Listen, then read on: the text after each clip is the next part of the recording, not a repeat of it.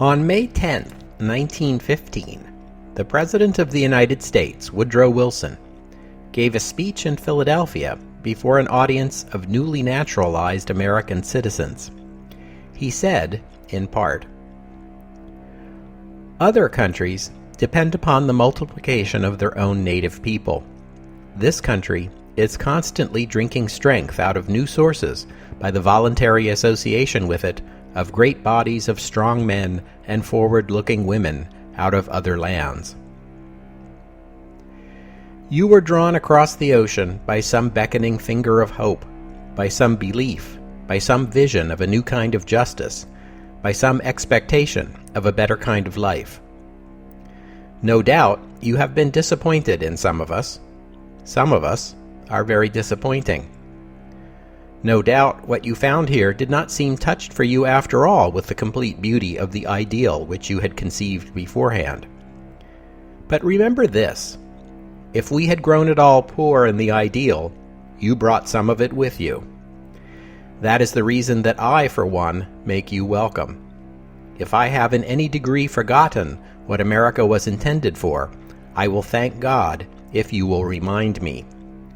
I was born in America. You dreamed dreams of what America was to be, and I hope you brought the dreams with you. The example of America must be a special example. The example of America must be the example not merely of peace because it will not fight, but of peace because peace is the healing and elevating influence of the world, and strife is not. There is such a thing as a man being too proud to fight. There is such a thing as a nation being so right that it does not need to convince others by force that it is right. Welcome to the history of the 20th century.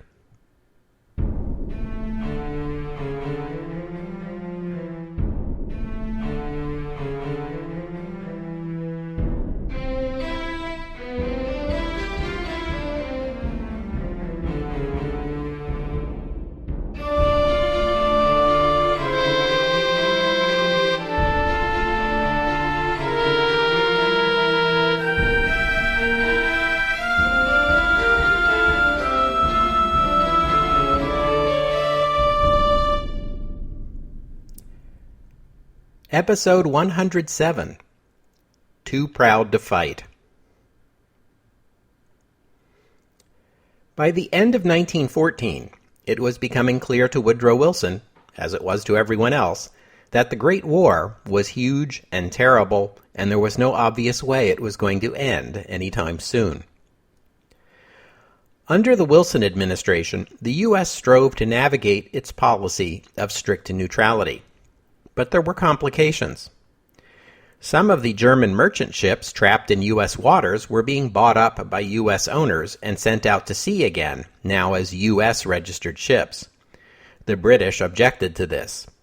They didn't recognize the right of Americans to buy enemy-flagged ships and threatened to seize them, despite their U.S. flags. Relations with Britain's ally Japan continued to deteriorate after the U.S. pressed Japan to back down on its 21 demands note to China, episode 93. Wilson sent his friend and informal representative, Colonel House, to Europe at the end of January 1915 to meet with the leaders of the belligerent nations and sound out the prospects of a U.S. brokered peace.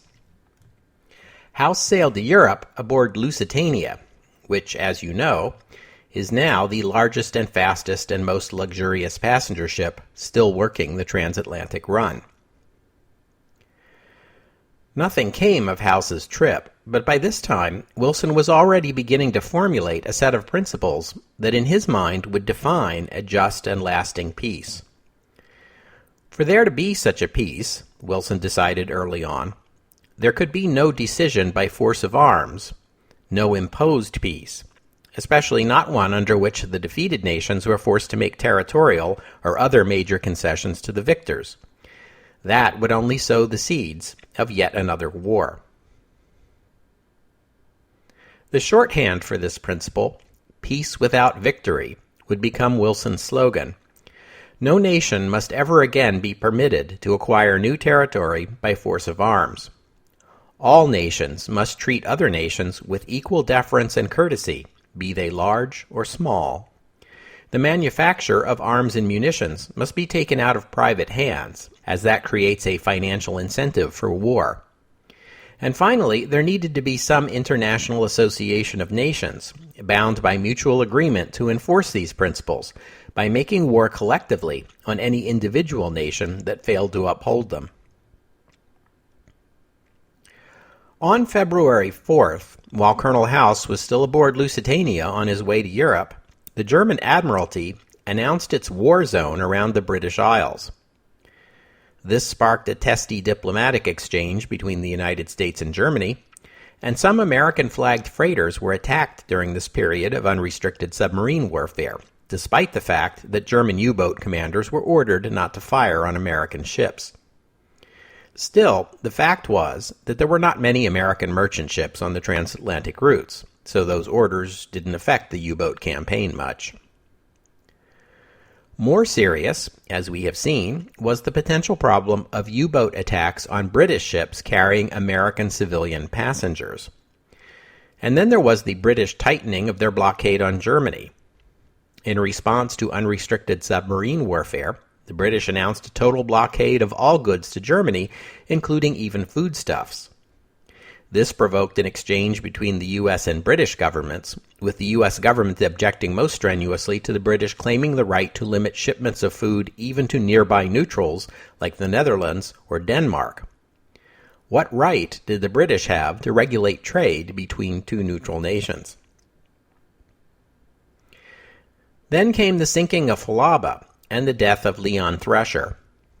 Wilson and most of his cabinet agreed that Germany was guilty of a war crime in this incident, with the notable dissent of the Secretary of State, William Jennings Bryan.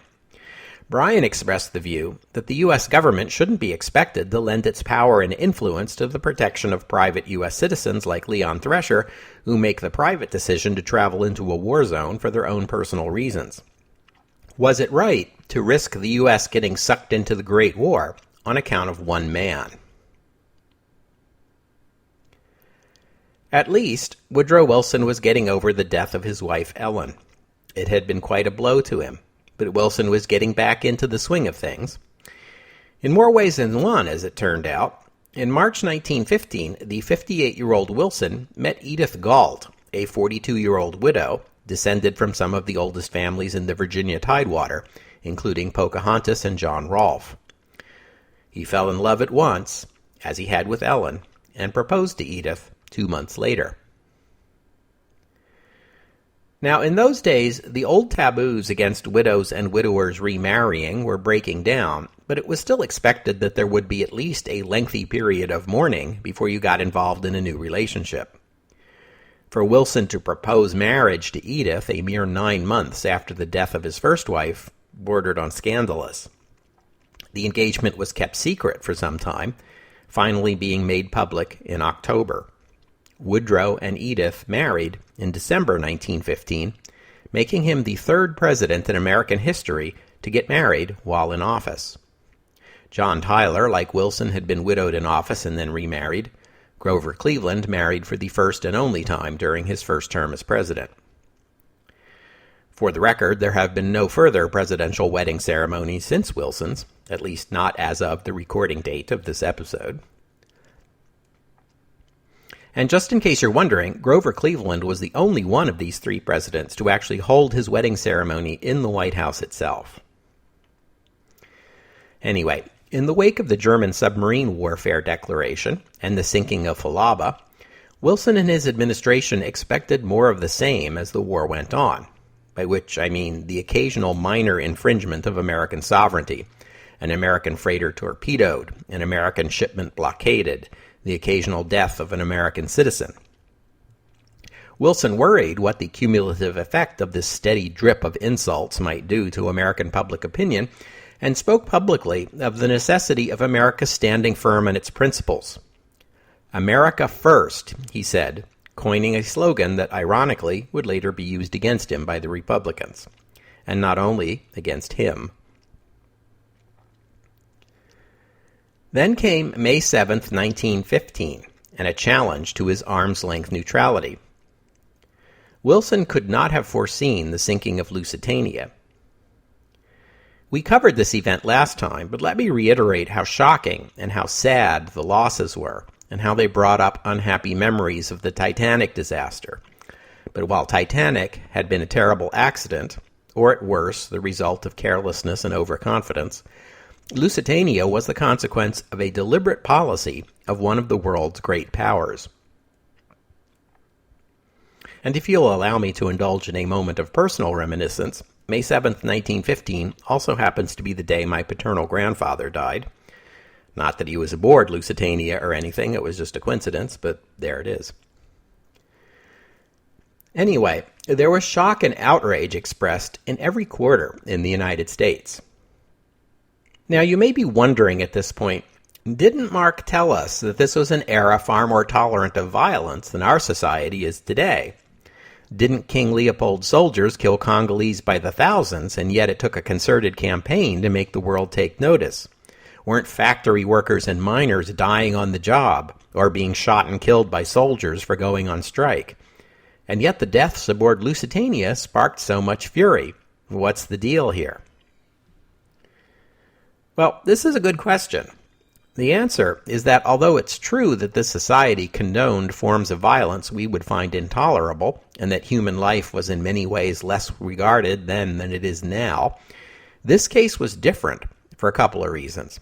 One obvious reason was that 128 of the Lusitania victims were middle and upper class Americans, people that other middle and upper class Americans could easily identify with, and think, along with the English theologian John Bradford, "There but for the grace of God go I." The other reason has to do with the nature of the Great War. I've already talked about how the scale of the armies raised and the number of casualties inflicted in this war are dramatically higher than what would have been seen even in wars as recent as the Crimean War or the Franco-Prussian War just 50 years ago. In those wars, civilian casualties were quite light by our standards today. Civilians always died during wars, but mostly they died due to the disruption and havoc of war. They died of disease or of starvation, but they seldom died as a direct result of combat, and when they did, it was because they were at or near the scene of a battle. Civilians who had the means to avoid the sites of battles and keep away from the enemy soldiers were likely to remain safe and might even be able to go about their business more or less as usual. This is going to change in the 20th century, and the sinking of Lusitania should be seen as an ominous sign of what's ahead. It's going to get harder and harder for civilians to keep away from war because, civilians, the war is coming for you. This was still a shocker in 1915, but we're going to come to accept it as the century moves forward. Even the Great War, as bloody as it is not going to see all that many civilians killed directly by enemy military personnel.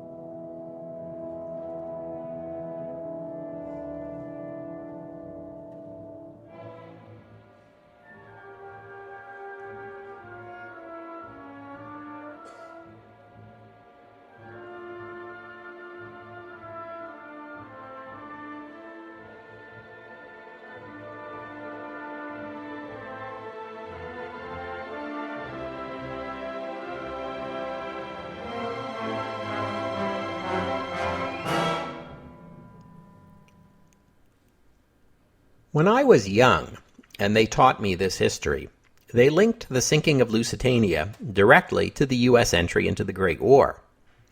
They were wrong, or at least they grossly oversimplified the story, because it will be 2 more years before the U.S. gets into the war, and when it does, the sinking of Lusitania will not be the reason.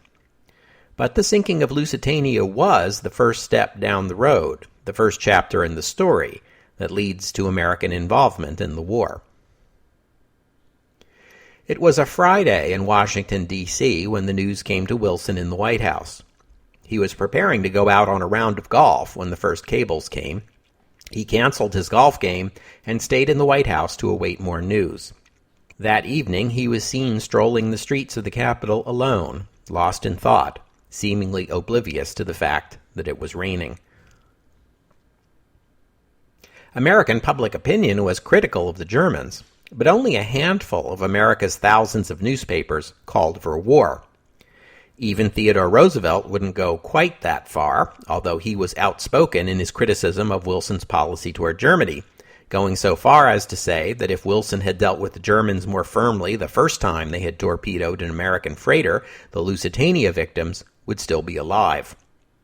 He wanted the U.S. to take a much harsher, more confrontational line toward Germany, over the U-boat issue and over German war crimes in Belgium. Privately, he professed himself pretty well disgusted with our government and with the way our people acquiesce in and support it. On Monday the 10th, Wilson went to Philadelphia to speak to a group of newly naturalized American citizens. The speech had already been scheduled, and Wilson had already intended to use it as an opportunity to lay out his argument for why America should not get involved in the war. The sinking of Lusitania made the speech more relevant than ever, but Wilson saw no reason to change his plans. This was the speech I read excerpts from at the top of the episode. The line from that speech that jumped out at the press and the public at the time probably had the same effect on you when you heard it. I'm referring to the business about a man being too proud to fight. It was an off-the-cuff addition to the speech. Wilson didn't think he had said anything controversial, and he didn't mean that America was too proud to fight, exactly, but that's how his words were taken. Those words would be much quoted and much mocked over the rest of his presidency, and he would come to regret them. Colonel House, still in London, telegraphed the president to say, "We can no longer remain neutral spectators. We are being weighed in the balance, and our position amongst the nations is being assessed by mankind." House was meeting regularly with the British Foreign Secretary, Sir Edward Grey, and was himself becoming increasingly sympathetic to the Allied cause, promising a lot to Grey while being cagey with Wilson. The cabinet met on the 11th to discuss the situation. Several wanted to take a hard line against Germany, notably the Secretary of War, Lindley Garrison. But Secretary of State Bryan remained stubbornly opposed to any sort of U.S. interference in the war. Bryan wanted the U.S. government to issue a statement warning U.S. citizens against traveling on ships of belligerent nations. Wilson thought that such a statement, coming right after the Lusitania sinking, would look weak. Bryan countered that if the U.S. was to begin making demands on one side in the war, even-handedness required demands be made on both sides. If the Germans were to be asked to limit their U-boat war, then Britain should be asked at the same time to loosen its blockade. In the end, Bryan was not able to convince Wilson or his cabinet to soften their message, and so a stronger diplomatic note was sent to the German government on May 13th. The United States asserted the right of its citizens to travel on civilian ships under any flag and called for a halt to submarine attacks on civilian ships. The German reply was disappointing. Although the German Admiralty secretly issued orders to its U-boat commanders to avoid attacking passenger liners, Germany's public position was that attacking civilian ships was not as bad as blockading shipments of food and starving civilians. At least civilians had the option not to travel on ships. They did not have the option of not eating. The Germans also raised the point that Lusitania was carrying small arms ammunition and shells bound for Britain. This was true, although it was kept secret at the time, and many doubted the German claim. The U.S. sent a second diplomatic note on July 9th, rejecting linkage between the submarine war and the blockade, and arguing that the loss of so many American lives raised the issue of submarine warfare above the normal give and take of diplomacy. William Jennings Bryan objected to this note as well. He insisted on a simultaneous U.S. protest of the British blockade. He also suggested the U.S. bar passenger liners using its ports from also carrying munitions. Wilson liked that second idea, but felt bringing it up now would seem like weakness. This second note was too much for Bryan. He resigned from his position as Secretary of State rather than sign it. In a testy final meeting with Wilson, Bryan told him, "Colonel House has been Secretary of State, not I, and I have never had your full confidence." Bryan consoled himself with the thought that he could do more to prevent America getting into the war from the outside, as a private citizen free to speak his mind, rather than in the cabinet, where he would have to show loyalty to Wilson. He told his daughter, "The president does not seem to realize that a great part of America lies on the other side of the Allegheny Mountains." In saying that, Bryan had put his finger on the geographical component of the division in American society between those who wanted the United States to join the Great War and those who didn't. For it was in the northeastern United States that support for Britain was highest. This was the part of the country with many citizens whose ancestors were English, or at least British, and had many commercial connections to the United Kingdom. And these were the very people, the moneyed interests of Wall Street, that William Jennings Bryan had dedicated his career to opposing. But it was more than just English ancestry. The northeastern elites of this day were irrepressible Anglophiles. They traveled to England frequently. These were the very people who bought those luxurious first-class accommodations aboard the great transatlantic liners. They took their social and cultural cues from the English aristocracy. What the lords and ladies of England wore when they went to Covent Garden was imitated by the New York financiers and their wives when they went to the Metropolitan Opera. These wealthy families were descended from the earliest settlers in the northeastern United States, and they had been at the top of the social order from the beginning. They were mostly of English ancestry, except in New York, where some of them were Dutch. They were an American aristocracy in all but name, and they were a tightly knit group. They all knew each other. They had all gone to Ivy League schools together. They did business with one another. They socialized with each other, and they married their children to each other's children. But as America's cities grew, and particularly New York City, it became difficult for the elite to keep track of who was in the club. The solution to this problem was the Social Register, an annual publication that listed the members of New York's most important families and helped them keep abreast of each other's doings. Who had married whom, and who had had children, what businesses they were engaged in, what clubs they attended, and so on. If you had enough money and knew the right people, you could work your way into the Social Register. Conversely, if you did something scandalous, like marry an actress, you could get bumped out of it. The New York Social Register was introduced in 1886, ironically by a German-American named Lewis Keller, who was the son of an immigrant. By the time of the Great War, there were annual social registers published in many cities across the U.S. Northeast and Midwest, places like Boston, Newport, Philadelphia, Baltimore, Washington, Pittsburgh, Cleveland, and Chicago. These people I'm describing were once known as WASPs, although that usage won't be coined until the 1950s. WASP is an acronym that supposedly stands for White Anglo-Saxon Protestant, although white is redundant in this context, and not all Americans of English ancestry qualify for this label, only the wealthy elites. The term is a bit of sly humor as well, since it suggests that these elites are waspish, that is, they are easily provoked and spiteful. Throughout the 20th century, these WASP elites also represented the leadership of the Republican Party. And at this moment, they are also the Americans most enthusiastically supporting Britain in the Great War.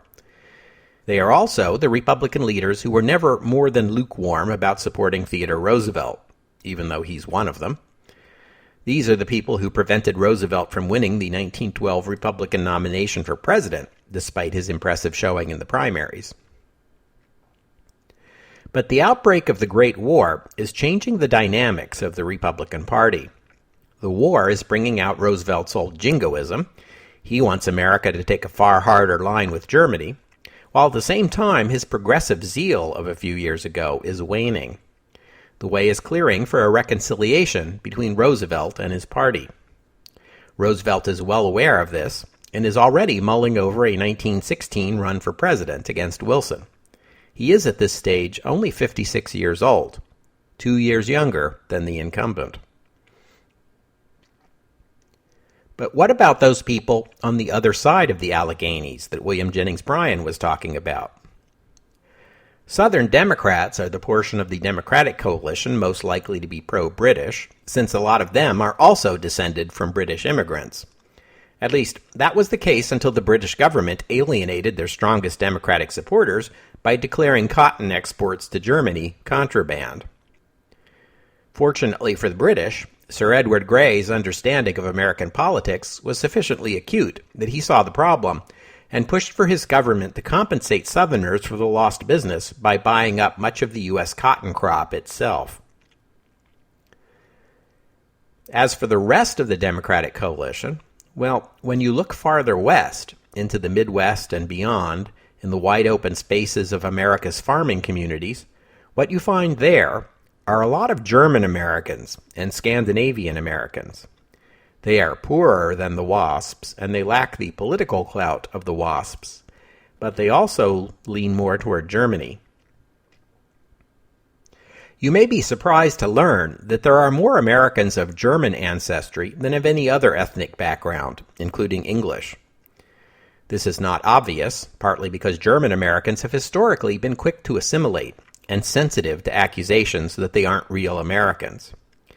In 1915, many German and Scandinavian Americans were sympathetic to the German cause in the Great War, though only a small number of hotheads went so far as to advocate U.S. entry into the war on the side of the Central Powers. But many German Americans quietly supported Wilsonian neutrality. Yet even for this, they would come under suspicion and have their loyalty to the United States questioned.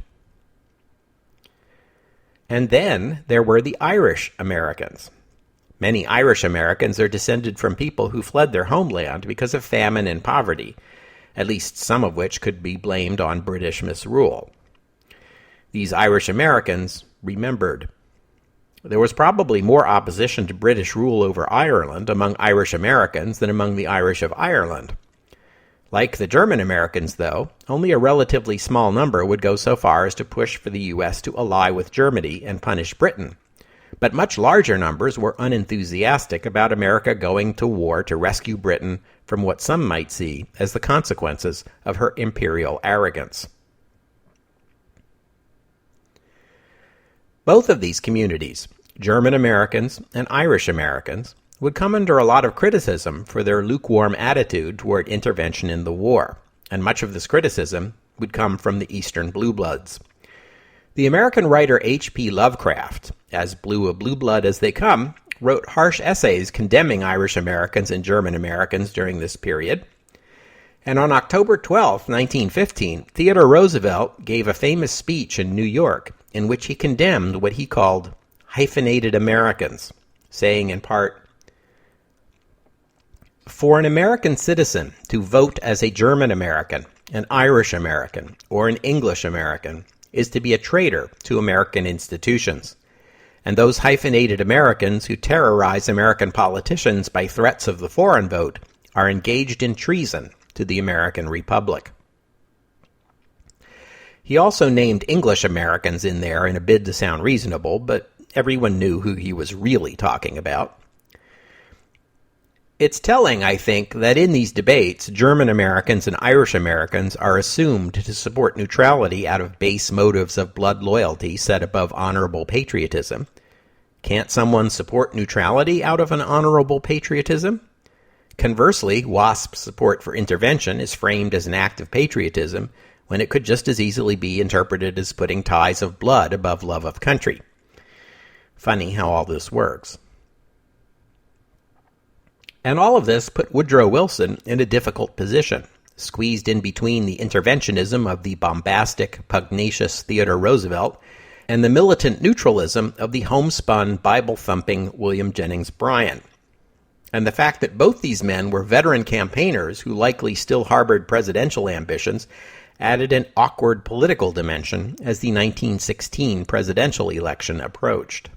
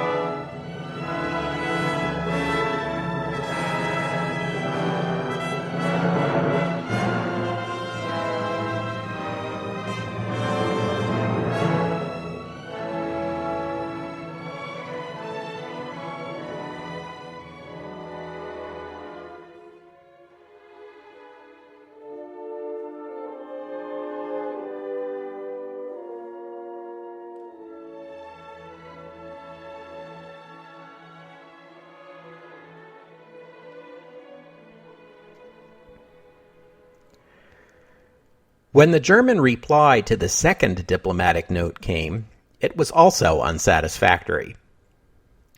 It was now time for Congress to pass the fiscal year 1916 budget. As part of his effort to strike a balance between peace and firmness, and probably also to send a message to the German government, the White House announced that the president was consulting with his Secretary of War and his Secretary of the Navy on increasing the size of the U.S. Army and Navy in the name of military preparedness. Wilson insisted this had nothing to do with the diplomatic tiff with Germany, but it was unquestionably an about-face from a president who had previously rejected all calls for increasing American military spending. The War Secretary, Lindley Garrison, one of the loudest jingos in the cabinet, had previously been a key advocate for the unfortunate U.S. intervention in Mexico and had been pushing to expand the Army since before the Lusitania sinking. He was not personally loyal to Wilson and had been quietly threatening to resign if his expansion plan were not approved. This won him praise from Republicans like Theodore Roosevelt, but irked Wilson, who called him a conceited ass. But now Wilson chose to back Garrison's plan, which was to expand the standing U.S. Army to 140,000, as well as creating a reserve force of 400,000 that would be in addition to and distinct from the National Guard, America's conglomeration of state militias. This move was controversial with Bryan and the pro-peace Democrats. Standing armies have traditionally been regarded with suspicion in the United States ever since Revolutionary times, when they were seen as undemocratic and an instrument of tyranny. The Navy plan was an ambitious 5-year program to expand the U.S. Navy by 6 battleships, 10 cruisers, 50 destroyers, and 100 submarines, which would make it the largest navy in the world. At this time, the U.S. Navy was a distinct third behind Britain and Germany, and only slightly larger than the Imperial Japanese Navy. But the outbreak of the Great War had slowed naval construction among the combatant nations, making it feasible for the U.S. to jump into the lead. But the Navy Secretary, 53-year-old Josephus Daniels, unlike his War Department colleague, was not highly thought of by Roosevelt and the Republicans. Born in North Carolina, Daniels was the longtime publisher and editor of the Raleigh News and Observer. In that position, he had been an ardent racist and advocate for white supremacy. That's his description of his views, not mine. And also a key supporter in the effort of white Democrats to regain control of North Carolina's state government in the 1890s. Daniels had mellowed a bit since then, embracing progressive causes, including the temperance movement, and in the early 20th century becoming that peculiar political creature of the age, the Southern Democrat who wants to outlaw both child labor and African American suffrage. We already saw back in the McKinley administration how the position of Secretary of the Navy was often seen more as a political plum to give to a loyal supporter than, a linchpin of American defense. And so it was with Daniels, who had won the position as a reward for supporting Wilson in the 1912 presidential election. Republicans like Roosevelt viewed Daniels as a Southern bumpkin, wholly in over his head at the Navy Department. Daniels is probably best remembered today for issuing General Order 99 on June 1, 1914. This is the order banning alcoholic beverages from U.S. Navy ships and installations. It's hard to appreciate from the perspective of 100 years how radical a change this was. The United States Navy inherited its traditions from the Royal Navy, and the Royal Navy has been issuing alcohol to its sailors for centuries. Seagoing vessels have to take fresh water for drinking along with them when they leave port. Standing casks of water get nasty after a while, and sailors who won't drink water get dehydrated and sick. So the Royal Navy began mixing in beer and wine to make the water more potable and more attractive. After the conquest of Jamaica in 1655, the British began issuing the now cheaper rum to their sailors in a daily ration of 2 gills. That's 1 cup, or 8 ounces in modern terms, 4 to 6 cocktails worth of booze, which I think you'll agree is quite a lot to be drinking every day. If you give your sailors the rum ration straight, they have a disturbing tendency to chug it straight, or even worse, to hoard it for a few days and then chug it all at once. That's just not healthy, so the Royal Navy would pre-mix the rum with water and issue it in 2 servings, one at lunch and one at supper. If sailors had the means, they might try adding a little something of their own, sugar, or nutmeg, or allspice, or fruit juice, or whatever they had on hand, into the mix to make the drink tastier. And these early naval cocktails came to be known as grog. Grog is still used as a name for rum cocktails today, though there's no generally accepted recipe for grog, reflecting its history of improvisation. In Australia and New Zealand, grog is used pretty much the way Americans use booze, as a catch-all term for any alcoholic drink. This is also the origin of our modern term groggy, meaning dazed or sluggish. It originally meant simply drunk. You can find other examples in English of nautical terms working their way into our drinking language, including words like binging, down the hatch, and the wonderfully obscure 3 sheets to the wind. Anyway, when the U.S. Navy was created, it inherited the Royal Navy's groggy traditions. In 1806, the Navy began pushing whiskey rather than rum, because whiskey was cheaper in the United States. Sailors who were too young to drink or turned down the ration could get a little extra pay instead. In 1842, the U.S. Navy reduced the ration to 1 gill, and during the Civil War, eliminated it entirely, although sailors could still bring personal supplies of alcoholic beverages aboard their ships. All that changed after Daniels' order. Ever since, U.S. Navy ships can keep only a small quantity of alcoholic beverages under lock and key in sickbay for medicinal purposes. Yeah, medicinal purposes, that's the ticket. It can only be used on the orders of the ship's doctor or captain. I suppose this is also the origin of the tradition in Starfleet of chief medical officers bringing a bottle of booze along to the captain's quarters when it's time for them to have a heart-to-heart talk. General Order 99 is still in effect to this day, although a couple of exceptions have been written into the rules over the years. Issuing this order instantly made Daniels despised by the sailors and did nothing to help his reputation in Washington as a man who didn't really understand the Navy he was in charge of. To be fair, though, in hindsight, we can view Daniels' order as the final step in a process of de-alcoholization of the Navy that had been happening gradually over the past century. Now, I've already compared Josephus Daniels to John Long, President McKinley's Secretary of the Navy, whom we met all the way back in Episode 3. You may recall, if you have listened to Episode 3, and if you haven't, you really should, that McKinley's Assistant Secretary of the Navy was Theodore Roosevelt. That might leave you wondering, if Josephus Daniels is the John Long of the Wilson administration, who is Wilson's Theodore Roosevelt? Well, funny you should ask, because it's another guy named Roosevelt. The 33-year-old Franklin Delano Roosevelt, to be exact. And no, the similarity in names is not a coincidence, though they were only distantly related. They were fifth cousins, to be exact. Franklin came from a less reputable branch of the family, and when I say less reputable, I mean they were Democrats. Still, young Franklin admired his famous cousin, despite their partisan differences, and was rooting for Theodore when he became vice president and then president. And then Franklin suddenly became a much closer relative of Theodore's when he married the president's niece, Eleanor, in 1905. Roosevelt ran for a New York Senate seat in 1910, and he won, thanks to the Democratic wave of that year, and also thanks to his famous name.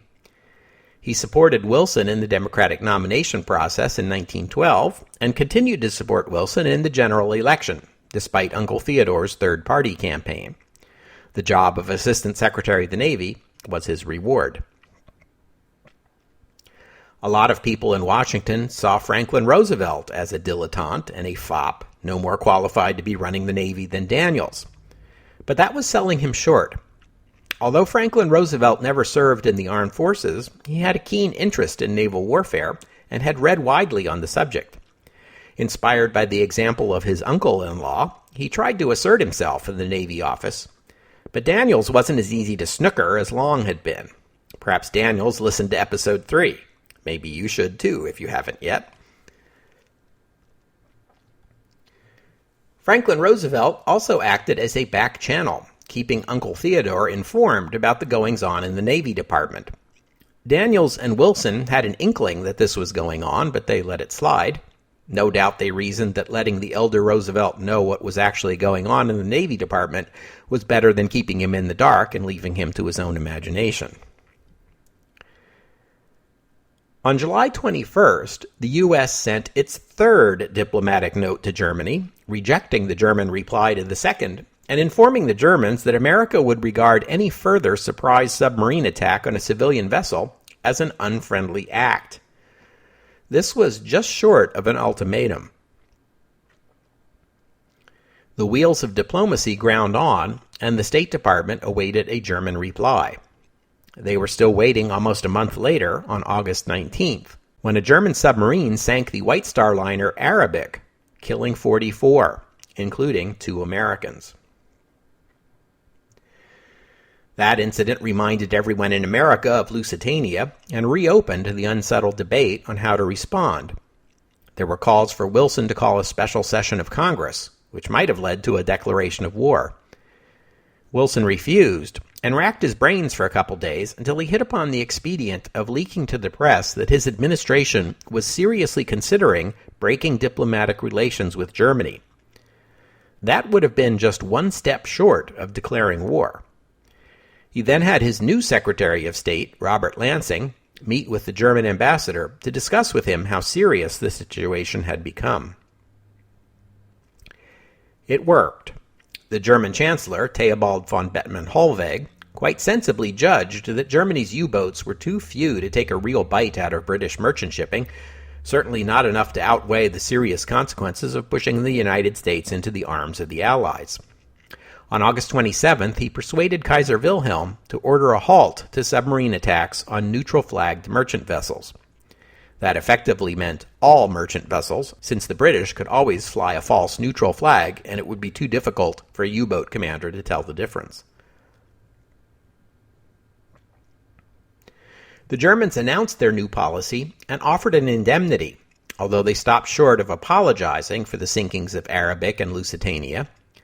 Still, the change of policy was greeted with relief in the United States, and Woodrow Wilson got a much-needed foreign policy victory.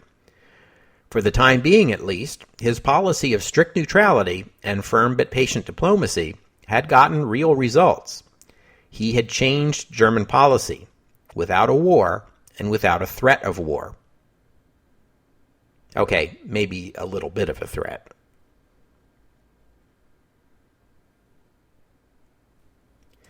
We'll have to stop there for today. Thank you for listening. I'd also like to thank Michael for making a donation, and thank you to Charles for becoming a patron of the podcast.